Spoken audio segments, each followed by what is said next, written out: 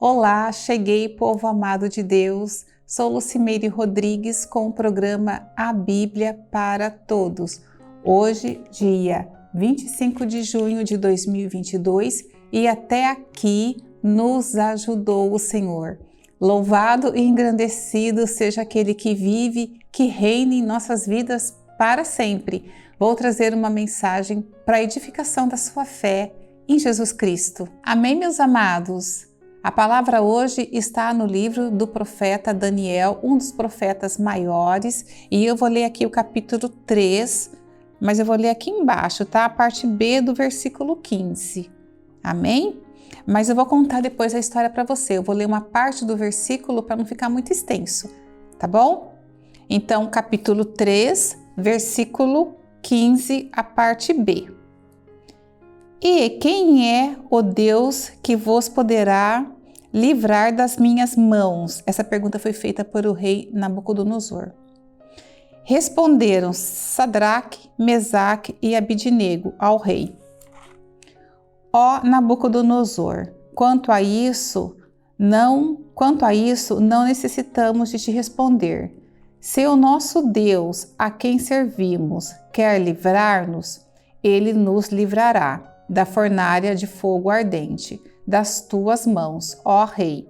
Senão, fica sabendo, ó rei, que não serviremos a Deus, nem adoraremos a imagem de ouro que levantastes. Então, esse aqui é praticamente o texto áureo, vamos dizer aqui, né? O texto-chave dessa mensagem aqui que eu vou explicar para vocês muito rapidamente, e eu vou falar uma coisa para vocês aqui, que é importante o que eles falam aqui e que a gente tem que colocar no nosso coração. Ele fala bem assim: se Deus nos livrar da fornalha ardente, tipo assim, amém. Mas se Ele não nos livrar, Ele continua sendo Deus. E é essa mensagem que eu quero passar para vocês. Se Deus fizer, Ele é Deus. Se não fizer, continua sendo Deus, porque muitas vezes a gente entra na igreja, a gente é convidado a ir na igreja, as pessoas levam a gente para a igreja, faz aquele convite e coloca para a gente uma travessa de prata cheia de conquistas. Tudo melhorou, tudo foi assim, na minha vida foi assim, tudo melhorou, não sei o quê.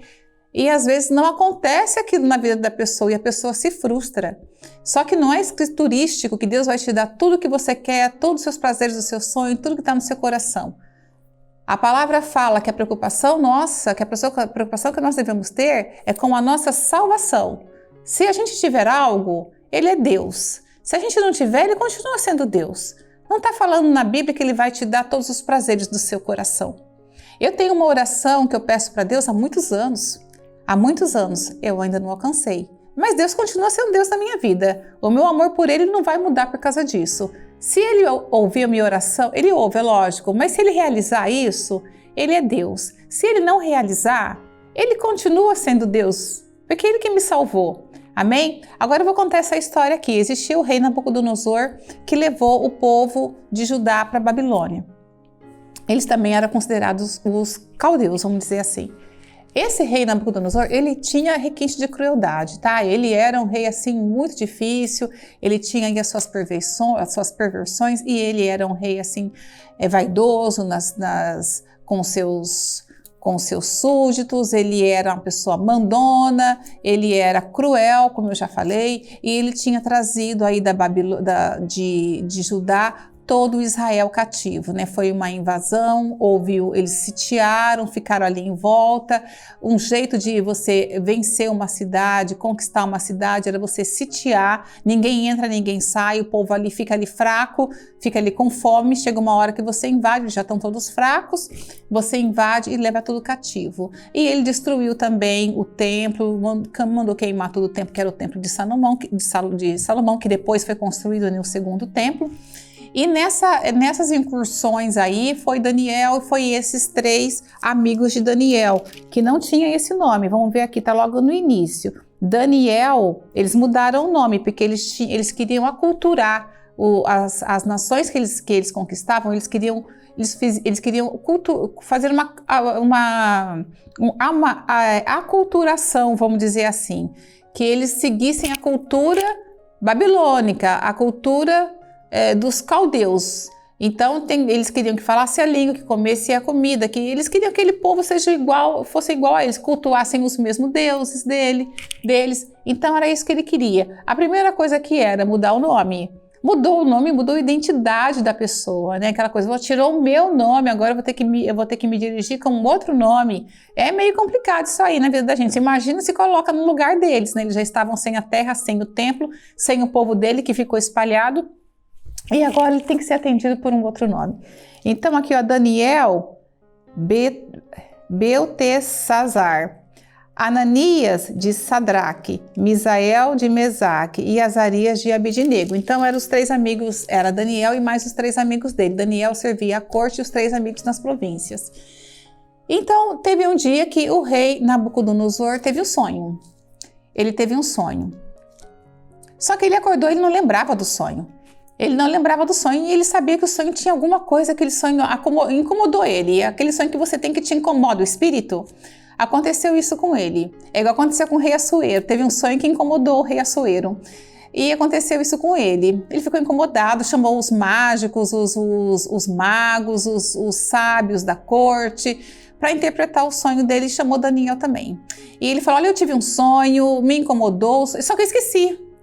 Porque ele esqueceu mesmo do sonho. Eu esqueci do sonho também, eu não sei do sonho, vocês vão ter que saber. Ele era bem sensato, né, gente? Ele queria que eles soubessem do sonho, adivinhasse o sonho, interpretasse o sonho que ele tinha esquecido. Eu esqueci do sonho, 3 dias. Ele é bem assim, 3 dias para vocês. Se vocês não lembrarem desse sonho para mim, não revelarem esse sonho para mim, não trazer o que significado desse sonho para mim, eu vou mandar matar vocês, mandar suas casas, destruir tudo. Era bem assim, o papo era reto, né? Ele meteu o louco em todo mundo mesmo, tacou pânico. E o Daniel, calma, vamos orar. E Daniel ali nos últimos dias, chamaram Daniel, né? Daniel, você, né? E aí, né, Daniel, você descobriu o que é, né? O Daniel, não, Deus mostrou, né? E Nabucodonosor chamou Daniel, né? O que eu sonhei? O que aconteceu, né? Que sonho que foi esse? Daniel falou assim, o seu Deus, né, revelou, né? Daniel falou, o meu Deus revelou a ti o seu sonho, né? Daniel fala que, deixa eu ver se eu encontro aqui. Eu não vou encontrar aqui, mas também não vou ater muito a isso aqui para não me perder. Daniel fala assim para Nabucodonosor, o meu Deus revelou a ti o que vai acontecer. Você sonhou com uma estátua, na qual a cabeça era de ouro. Tu és a cabeça de ouro. Esse tu és a cabeça de ouro ficou na mente de Nabucodonosor, eu sou a cabeça de ouro. Por quê? Os babilônicos, eles eram muito ligados assim à astronomia, à astrologia, à ciência. Eles eram pessoas muito assim pensantes, vamos dizer assim, a gente não pode tirar esse mérito deles. Então, Daniel fala assim, tu és a cabeça de ouro. E eles eram o topo do império. Eles eram ali eles estavam governando aquele mundo conhecido, né? Então eles eram ali, tu é a cabeça de ouro. Depois tinha os braços e o peito, o tronco e os braços, eram os impérios que vinham a seguir. No caso, o peito e os braços eram o Império Persa, que ia derrubar o Império Babilônico. Essa profecia foi assim, em cima. Tá aí uma profecia que Daniel falou e foi certinho, foi muito assim, se você ver, tá perfeito. Foi a profecia assim que esclareceu assim mínimos detalhes. Vai vir um império depois do teu, que vai ser uma junção do império Medo-Persa. E os Medo-Persas eles são pessoas da construção civil e produtos manufaturados, é tanto que tem os tapetes persa, né? Eles são lidados com coisas feitas à mão. E Medo-Persa, não são os 2 braços, né? São a ligação dos 2 braços. Era o império que vinha depois do Império Babilônico. E depois vai ter um outro império que vai vir depois, que vai ser o Império Grego. E veio o Império Grego, que na estátua do sonho do rei Nabucodonosor era representado pelo ventre de bronze, porque os gregos, eles eram hedonistas, então eles eram muito dados aos prazeres da carne, principalmente o prazer sexual. Eles eram muito dados a esses prazeres, e Deus mostrou para Nabucodonosor o ventre de bronze. O ventre de bronze representando o hedonismo. O ventre representa isso, né? E no seu sonho tinham as duas pernas que era o Império Romano, que eram as duas pernas de ferro. Duas pernas porque Roma Ocidental e Roma Oriental. Então, as duas pernas de ferro foi o império mais longo que teve, forte, que pesavam mesmo as mãos, muitos exércitos, que foi representado aí pelas pernas de ferro. E embaixo os pés eram uma mistura de braço e de ferro. O que veio depois do Império Romano, quando caiu o Império Romano, a gente nunca teve um império tão forte quanto o Império Romano, que dominasse como o Império Romano dominou. Depois realmente foi uma junção de uma mistura de governos. E no sonho foi tirada uma pedra sem a ajuda das mãos. Foi recortada uma pedra e essa pedra veio de encontro, bateu com toda a força nos pés da estátua. E essa pedra destruiu todos os governos acima. Onde a gente está nesse pedaço aí da estátua, né? Nos pés, né? Porque o Império Romano já foi, né? Saiu o Babilônio, saiu o Medo-Persa, saiu o grego, saiu o romano. Estamos aqui, nós somos os pés aí da estátua, né? Então a gente tem que ficar percebido dessas coisas aí, né? Tá acabando. Uma pedra foi recortada sem auxílio de mão e bateu nos pés da estátua, acabou com a estátua.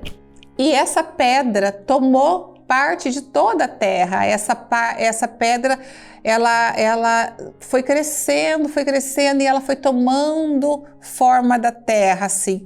Que império que é esse? Que governo que é esse que vai tomar conta de tudo? Alguém adivinha aí?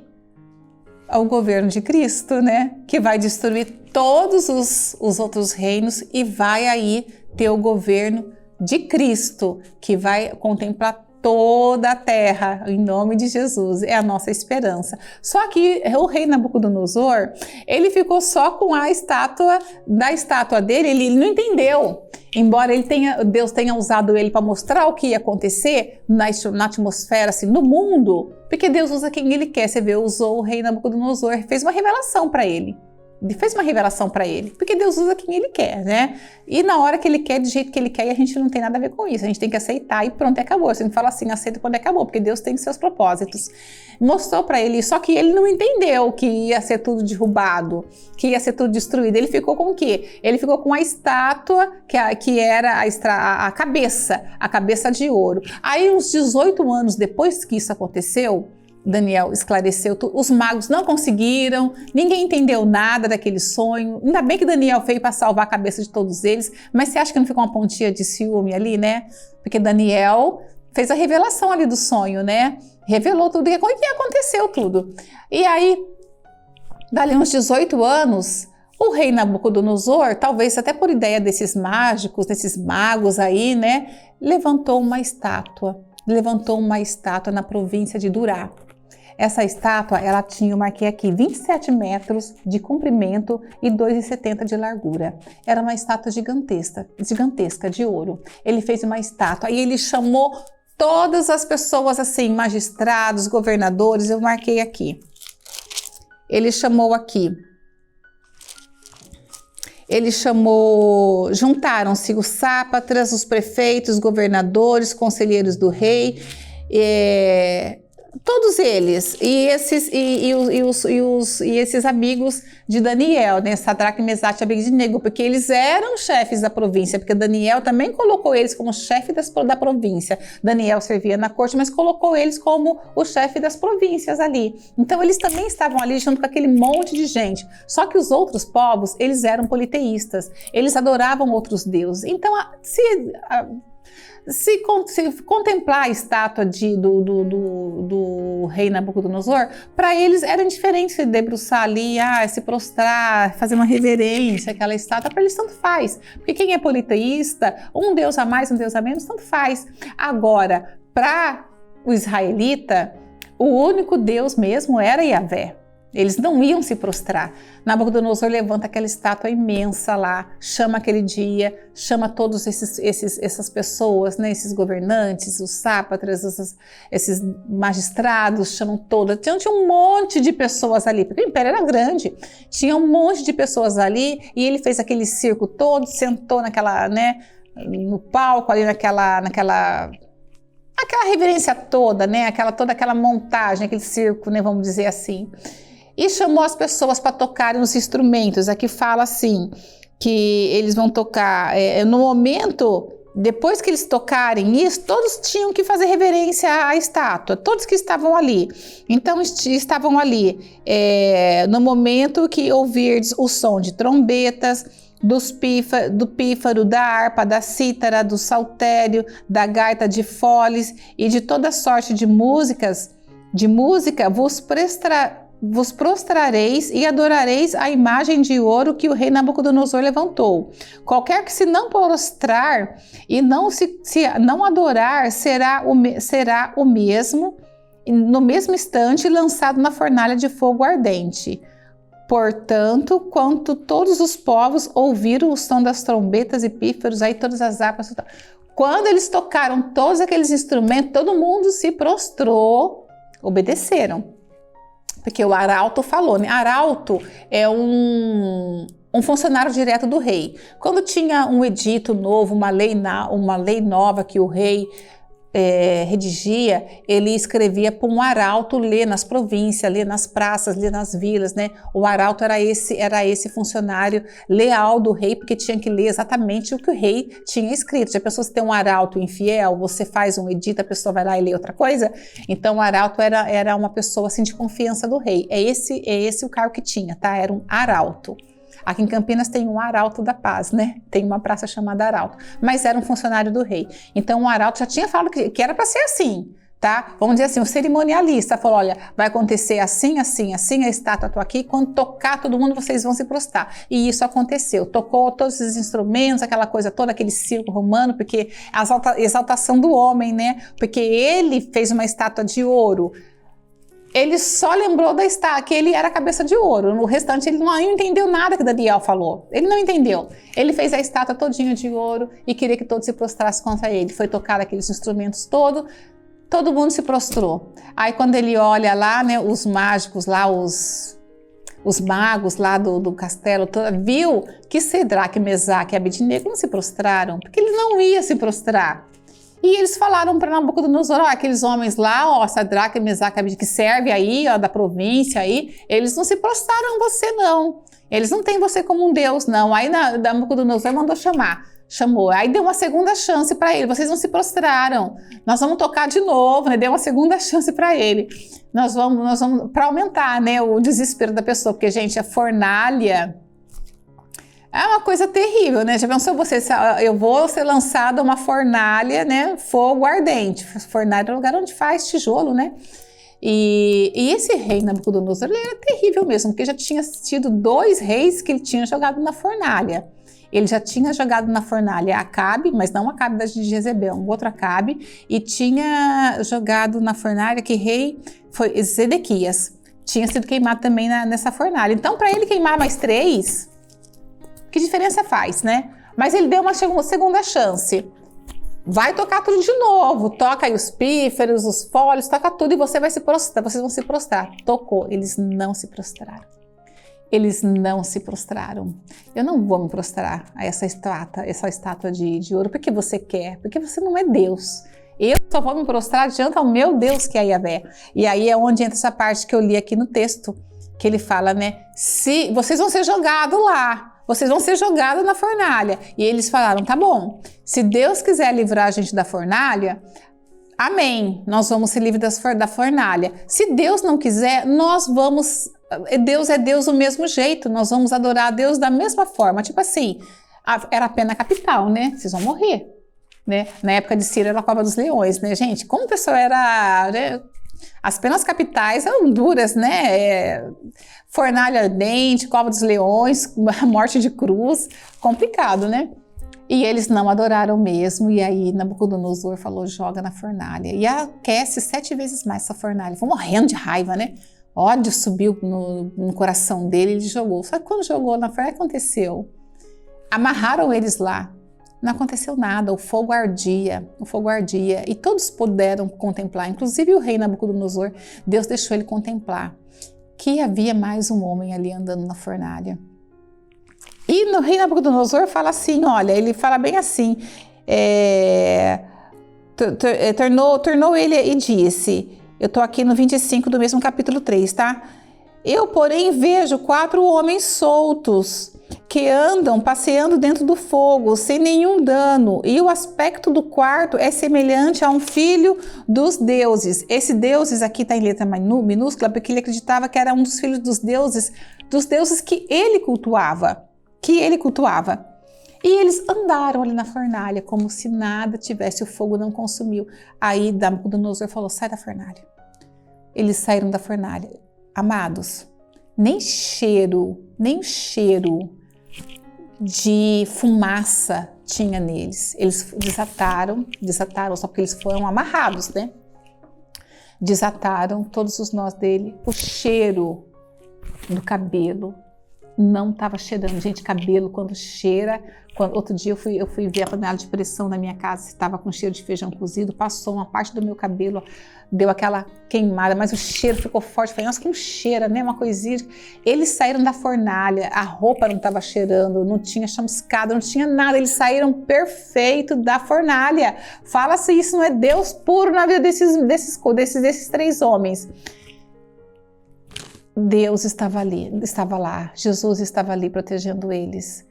Não aconteceu nada com eles, eles saíram e depois Nabucodonosor falou bem assim, olha, falou Nabucodonosor e disse, bendito seja o Deus, aí ele deu já com letra maiúscula, tá? Depois que ele viu tudo o que aconteceu, bendito seja Deus de Sadraque, Mesaque e Abednego, que enviou o seu anjo e livrou os seus servos, que confiaram nele, pois não fizeram cumprir a palavra do rei, que era ele, preferindo entregar o seu corpo a servir e adorarem a qualquer um dos outros deuses, senão o Deus deles, senão o seu Deus. Portanto, faça um decreto pelo qual todo povo, nação e língua que disser blasfêmia contra o Deus de Sadraque, Mesaque e Abednego seja despedaçado, em suas casas sejam feitas um montouro,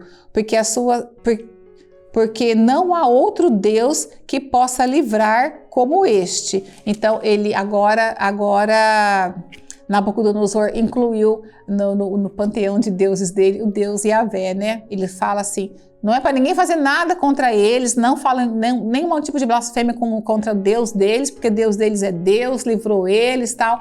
Então houve um grande livramento. E é o que eu quero deixar para vocês aqui nessa mensagem e que vocês coloquem no coração de vocês, porque isso é muito sério. Deus é Deus. A gente ouve muitas promessas aí, Deus vai restaurar isso, vai restaurar aquilo, eu vim para a igreja, eu consegui um emprego, eu consegui um carro, eu consegui muitas coisas terrenas. E às vezes as pessoas se decepcionam. Eu já vi pessoas que tinham uma vida com Deus e quando aconteceu uma provação, uma perda de emprego, um negócio mal feito por conta de um sócio, ou perdeu um ente querido, uma pessoa muito próxima, desanimaram na fé. Desanimaram. Perderam bens, os filhos tomaram uma direção errada, ou entraram nos vícios, ou largaram mão da igreja e também desanimaram. Quer saber? Desanimei. E é meio que fica, esse Deus não é Deus, né? Não, gente, Deus é Deus. Deus não tá, a gente não fala na Bíblia e as pessoas aumentam muito as coisas e colocam um monte de coisa no coração da gente que não é verdade. Não está escrito na Bíblia que a gente vai conquistar tudo e que a gente vai ter tudo. Se Deus quiser fazer, e a gente não é, a gente tá livre para em nossas orações, a gente pedir um bom emprego, a gente pode pedir em nossas orações um bom emprego, a gente pode pedir em nossas orações cura. Senhor, eu quero ser curado, estou com uma doença, né? Me cura. A gente pode pedir, a gente não tá, não, você não pode pedir, a gente pode pedir. Mas isso não quer dizer que Deus vai fazer. E isso não quer dizer que se ele não fizer, também não quer dizer que ele não é Deus. Nesse caso aqui, eles falaram, se a gente for para a fornalha e a gente morrer, Deus é Deus. Se a gente sair, Deus é Deus. Se a gente morrer, Deus é Deus. É aquela coisa, Deus é Deus. Ele não é obrigado a fazer nada, porque o que ele ficou de fazer, que era a nossa salvação, que foi Cristo na cruz, ele fez.